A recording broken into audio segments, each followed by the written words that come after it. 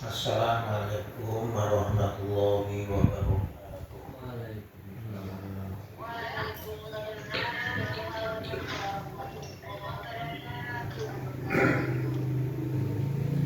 Bismillahirrahmanirrahim. Qul ja'al haqq wa zahaqal batil innal batila kana zahuqa. Qala mu'allif rahimahullah. Kitabu adabi tilawatil Qur'ani wa fadil Qur'ani wa ahlihi wa adabi tilawatil Qur'an fi dhuhiri wal amali al-badinati inda tilawah wa wahil Qur'ani wa tafsirihi bil rabihi wa wili. Jamaah Darus Syafa'ah, pagi hari ini kita masuk dalam kitab menerangkan keutamaan fadilah. Begitu juga tata krama dalam membaca Al-Quran. Di kemarin rangkaian ibadah haji, karena itu perlu berhadapan-hadapan,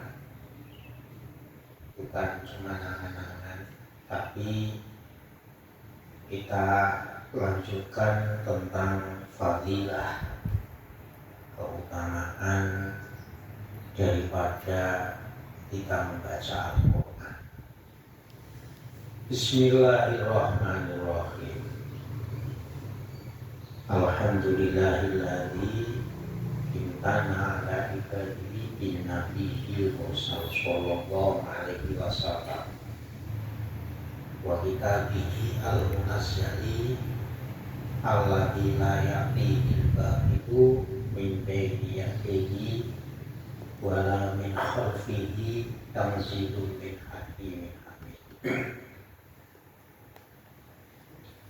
Hadirin hadirat jamaah Darus Syafa'ah rahimahumullah. Allah Subhanahu wa ta'ala memberikan anugerah yang paling besar, terutama kita sebagai umat Islam, yaitu dengan diutusnya Nabi Muhammad Sallallahu Alaihi Wasallam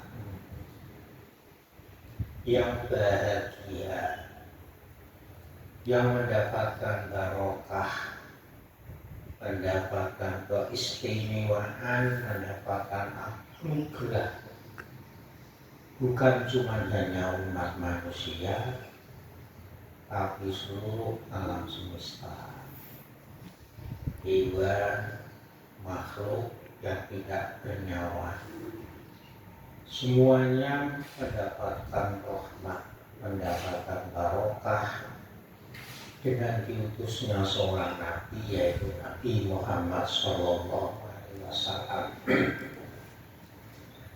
Begitu juga khususnya kita sebagai umat Islam merasa bersyukur dengan diturunkannya kitab suci yaitu Al-Quran, di mana Al-Quran ini di dalamnya tidak ada satupun kebatilan. Jadi Al-Quran itu 100% sifatnya itu adalah positif. Baik itu menerangkan tentang hukum, menerangkan tentang riwayat, menerangkan tentang cerita-cerita Nabi terdahulu sebelum Nabi Muhammad. Pokoknya itu semuanya adalah positif.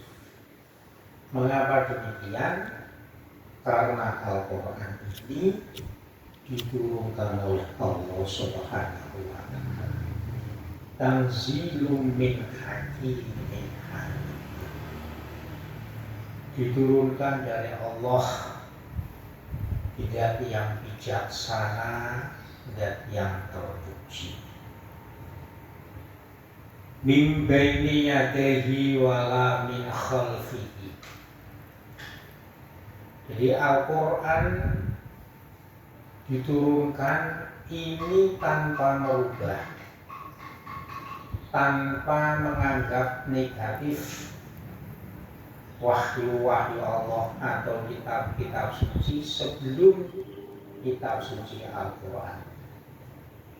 Begitu juga Al-Quran ini adalah kitab suci yang terakhir yang diturunkan oleh Allah lewat Nabi Muhammad. Andaikan ada mu'alif, pengarang kitab, ini tidak bisa menandingi kelebihan mukjizat isi daripada Al-Quran itu sendiri. Hatta ila tasa'a ali afkar Qorikol itibar bima fihi minal kisosi wal ahbar. Bahkan Al-Quran ini mudah untuk dipahami orang yang mau berpikir. Dalam arti sekalipun toh orang itu belum Islam, bukan seorang muslim, asalkan dia mau berpikir tentang isi daripada Al-Quran, maka Al-Quran itu mudah mudah untuk dipahami bagi mereka yang ahli afkar, dalam arti orang yang mau pikir. Tapi itu tadi, berpikirnya itu dengan jalan ketiga, mengambil sisi positif yang ada di dalam Al-Quran. Dan itu Al-Quran berisi tentang riwayat-riwayat, tentang cerita-cerita perjalanan Nabi terdahulu, mulai Nabi Adam sampai Nabi Isa alaihissalam. Begitu juga akhbar. Kandungan Al-Quran juga ada akhbar, riwayat-riwayat, kabar-kabar tentang perilaku-perilaku atau sunnah-sunnah daripada nabi-nabi sebelum Nabi Muhammad. Wattadhatihi suruh kalimat najil qawimi wasyiratul mustaqimi bima fihi minal ahkami wa farraqa bainal halali wal harami fahuwa adiya'u wa nuru wa bihi najatu minal ghurur wa fihi shifa'un lima fis sudur man khalafahu minal jababirah qasamallahu ta'ala. Dan mudah menjadi jelas bahwa Al-Quran ini adalah jalan yang lurus, wassiratal mustaqim. Karena apa? Kalau guru saya, kiai saya itu dahulu, Al-Quran itu adalah thariqah yang tidak ada pertentangannya, tidak ada ikhtilafnya. Berbeda dengan thariqah yang lain, yang misalkan mulai dari Qadiriyah, Asy'ariyah, Khalidiyah, Saburiyah, Idrisiyah dan seterusnya, itu mungkin banyak ikhtilaf atau istilahnya itu perdebatan dari tata cara menjalankannya. Tapi kalau Al-Quran sama sekali tidak ada ikhtilaf, tidak ada pertentangan sama sekali.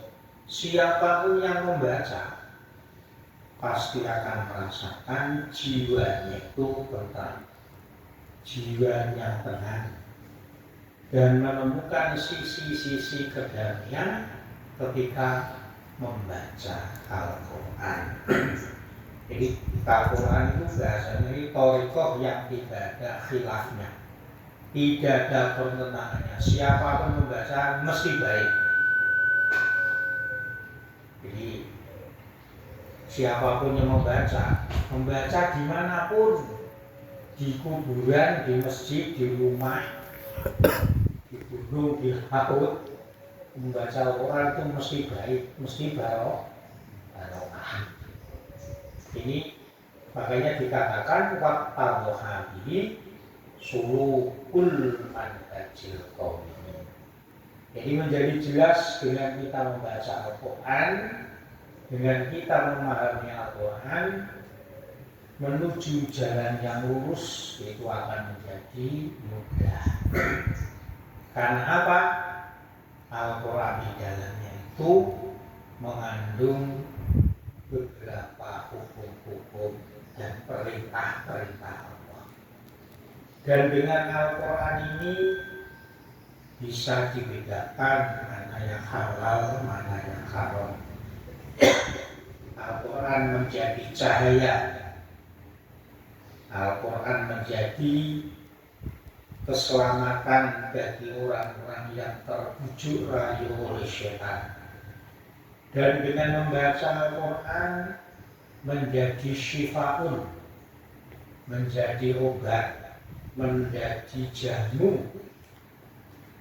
Apa itu namanya?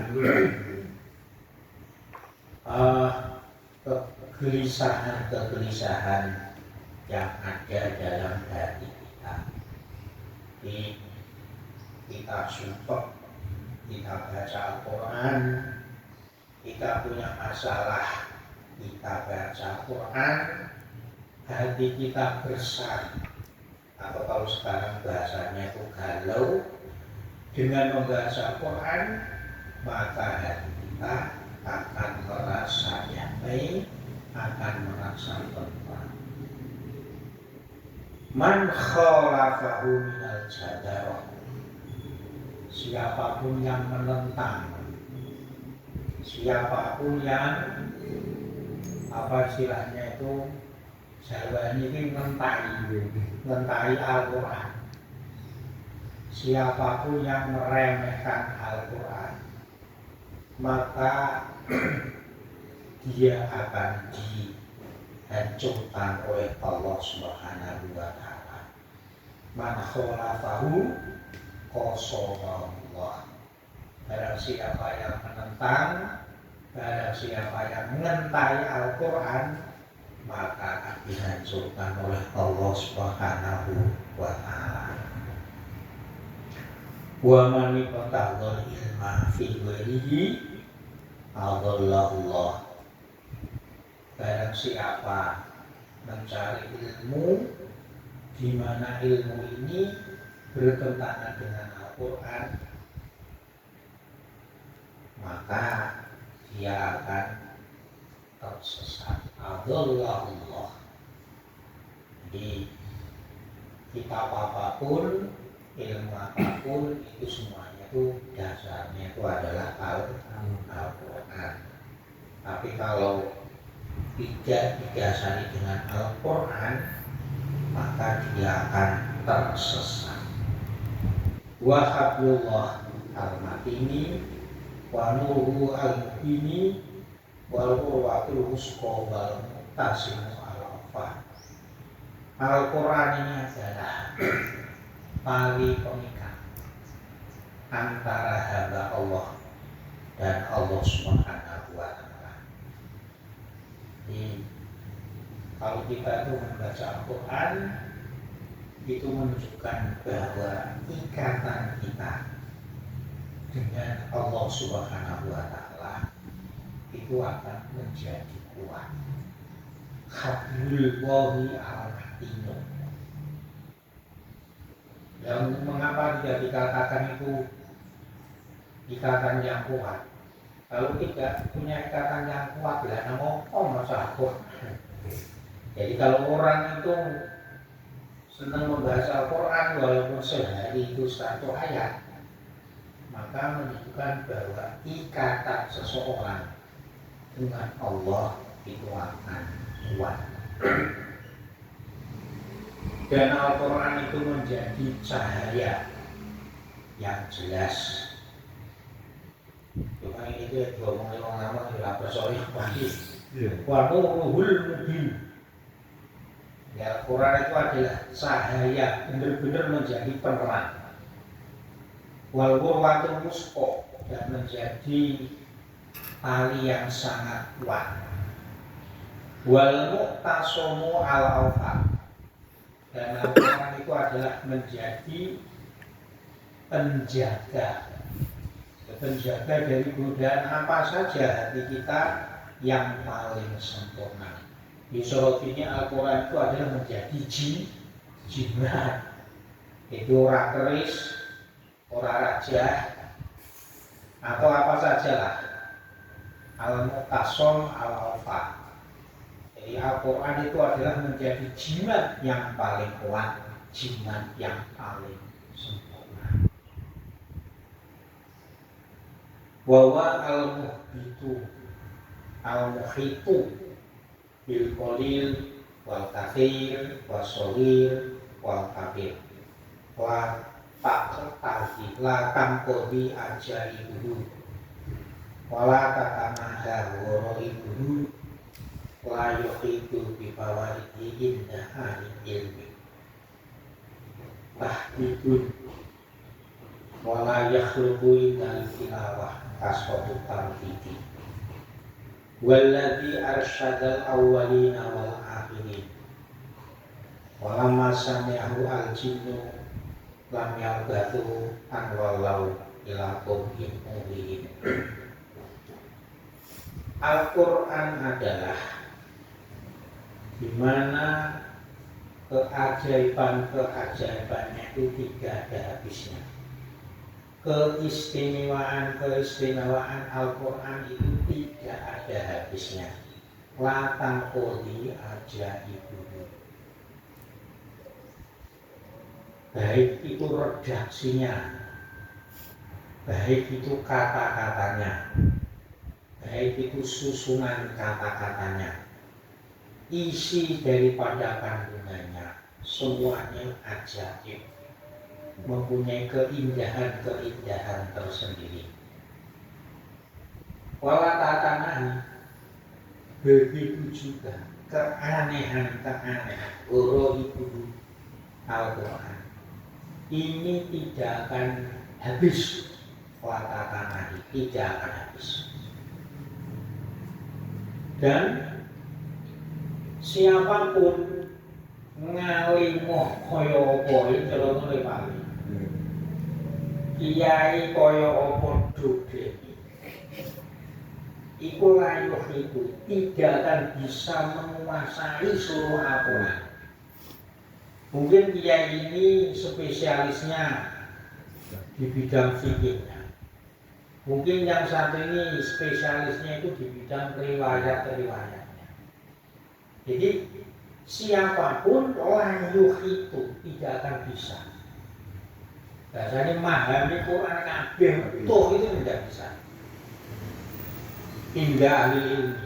Jadi iso Quran itu cukup semene tok tak pahami.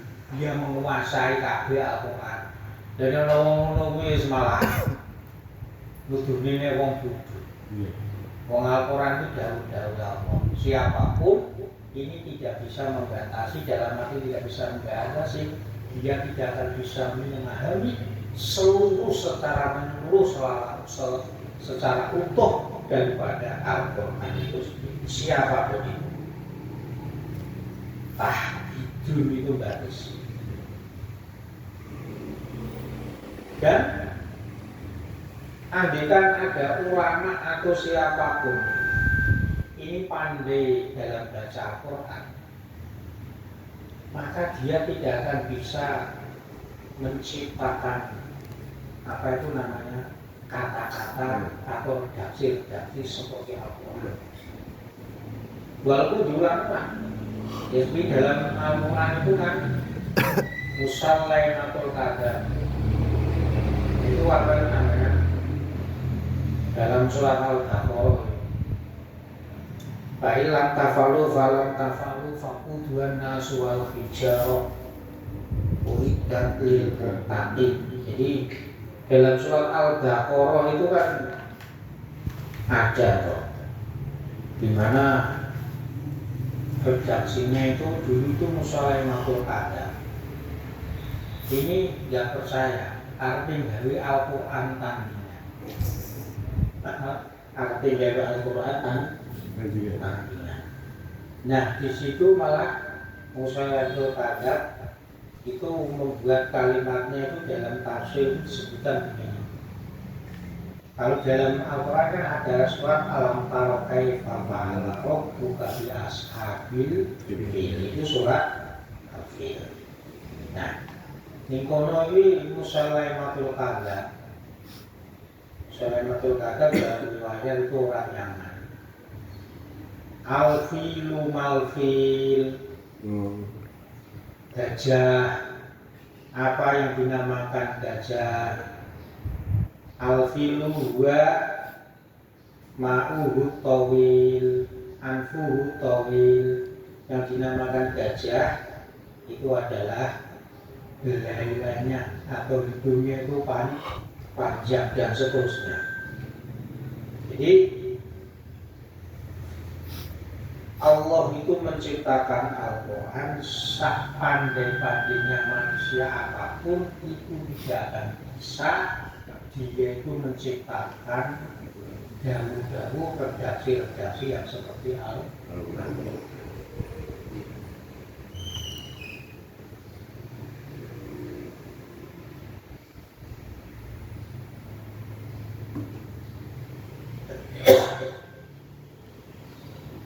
Di wala yakhluhu inda tilawah asrafut ta'bid. Jadi misalkan ada orang itu ahli tajwid, ini bacanya gini-gini ragu-ragu, dia tetap tidak akan bisa menjelentrekan atau membatasi daripada kelebihan Al-Quran itu sendiri.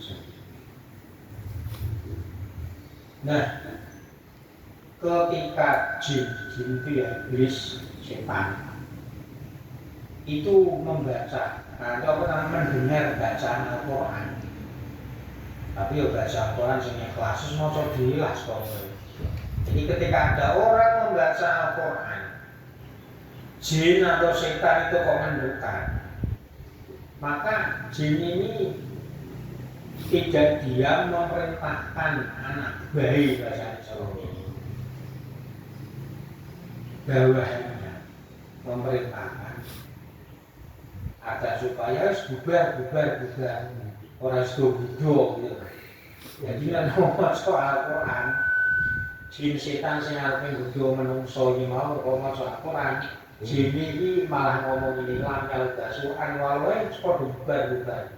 Walau ila qawmihi mumdirin bubar. Maca Al-Quran wis budo itu ora iso, karena Quran itu punya karomah, Quran itu ada mukjizatnya. Faqalu inna sami'na Qur'anan ajaba ya'ti ila rusdi fa'amanna bihi wa lam nusyrik bi rabbina ahada. Nah, ketika jin itu mendengar Al-Quran, jin mengatakan kami mendengarkan Quran yang sangat sangat aneh, sangat aneh.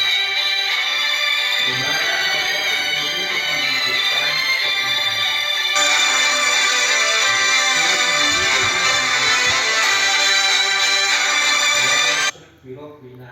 Bahkan jin itu mengatakan, saya kalau demikian tidak akan menyekutukan Allah dengan siapapun.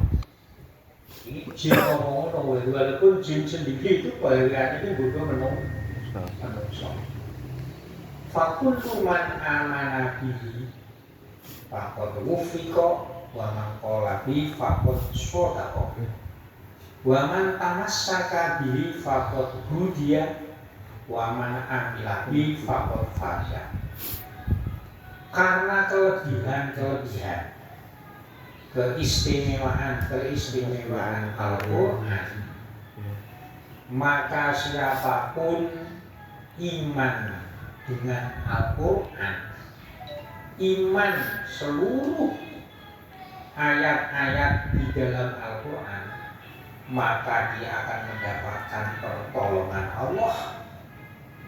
Siapapun yang berbicara, siapapun yang menyampaikan apa saja dasarnya itu adalah Al-Quran, mesti benar.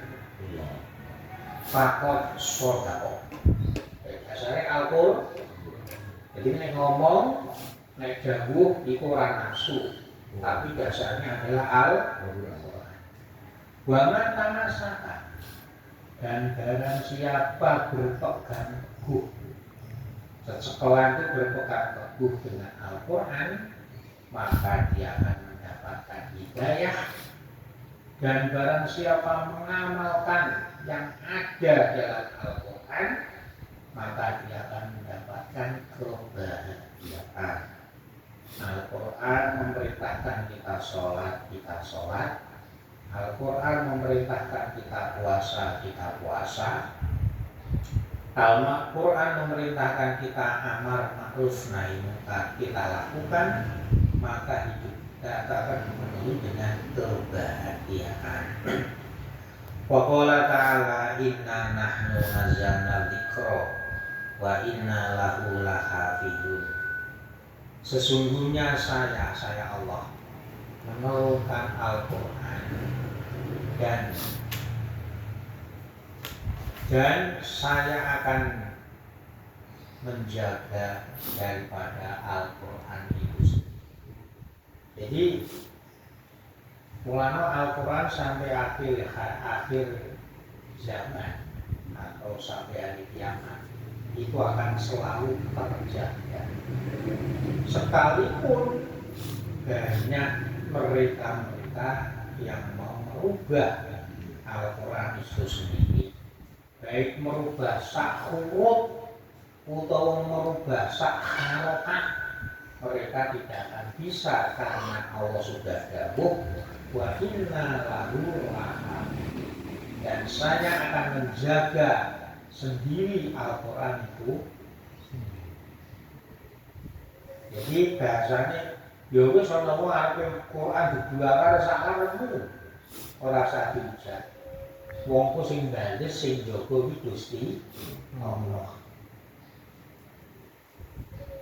Jadi Al-Quran dawuh inna nahnu nazzalna dzikra wa inna lahu lahafizun. Kami yang menurunkan, Allah yang menurunkan Al-Quran, dan Allah sendiri yang akan menjaga Al-Quran. Wa min asbabi hifdhihi fil qulubi wal masrahifi istiqamatu tilawatihi wal muwadhabatu ala tilasabihi ma'al qiyami bi adabihi wa syurutihi wal muhafadzatu ala ma fihi minal a'mali al-batinati wal adabi al-dhahirati.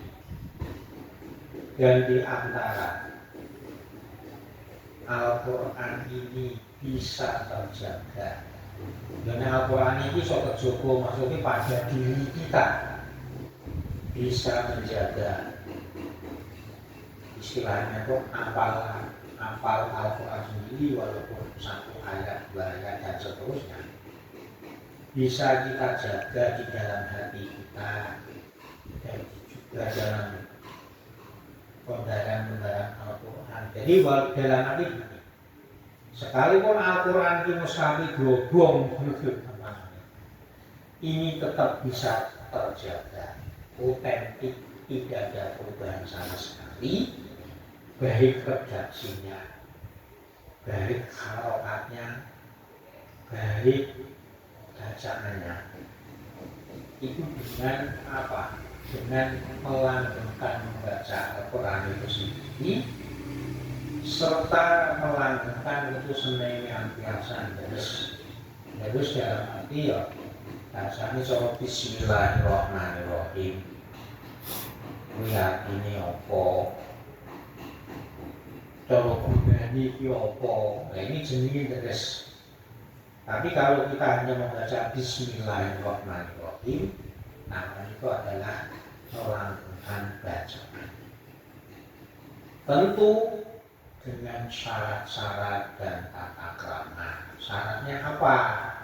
Ketika kita membaca Al-Quran, tata krama syaratnya jika menyentuh kita harus tunjukkan suci dari hadas kecil dan besar. Ketika kita memegang Al-Quran, kita harus dalam keadaan suci. Ketika kita membaca Al-Quran, adabnya itu menutup aurat.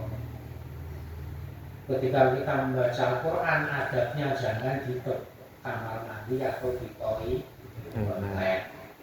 Ini namanya adabnya kita pakai, syaratnya kita pakai. Dan yang penting lagi adalah menjaga ayat-ayat atau kandungan dalam Al-Quran itu sendiri sebisa mungkin kita amalkan. Paling tidak di situ memerintahkan kita sholat, dan paling tidak kita melakukan sholat. Begitu juga tata krama atau adab-adab secara dunia yaitu tadi kita menutup aurat, pakaian kita yang suci, pakaian kita yang bersih. Al-Quran jangan kita baca di tempat sembarangan, tentu di tempat yang suci, tempat yang layak. Ya, karena Quran itu terjaga dengan kita senantiasa membacanya, dengan senantiasa kita memakai syarat dan adab-adabnya, maka kelebihan-kelebihan atau fadilah daripada Al-Quran, juga kelebihan-kelebihan orang yang membaca Al-Quran, itu Rasulullah SAW bersabda, "Man qara al-Qur'ana," barang siapa membaca Al-Quran, "Tsumma ra'a anna ahadan utiya afdhala mimma utiya, faqad istasyroma Allahu." Barang siapa maca Quran, Pali maca Quran, tapi Pali itu melihat orang lain itu ya mungkin orang sing orang maca Quran, itu diberi kelebihan. Misalnya gini loh, saya ini setiap hari membaca surat Al-Fatihah, membaca Al-Quran, rezekiku kok koyo ngene, sing kae ora tau maca koyo ngene warna-warna kuwi jenenge banding. Kita ini diberi rezeki mau membaca Al-Quran itu sudah kelebihan tersendiri. Lah kok bandingi? Kayak kok bikin keutamaan kuwi. Kalau ada orang ini sesuai hadis Nabi punya anggapan semacam itu, maka dia benar-benar menghina istasworo ma'allah. Dia menghina Al-Quran yang diagungkan oleh ini. Ono wong maca Al-Quran, tapi dia melihat atau membandingkan orang lain diberi kelebihan keutamaan oleh Allah, padahal wong ki ra gelem maca Al-Quran. Orang model semacam ini gelem maca Al-Quran tapi senengane kok banding-banding. Dia itu sama saja menghina Al-Quran yang dia baca. Mestinya langsung aku ini bikin rezeki karo Allah, kober maca Al-Quran mesti itu bersyukurnya itu luar biasa. Orang malah melihat kelebihan orang lain yang tidak mau membaca Al-Quran. Ini keliru.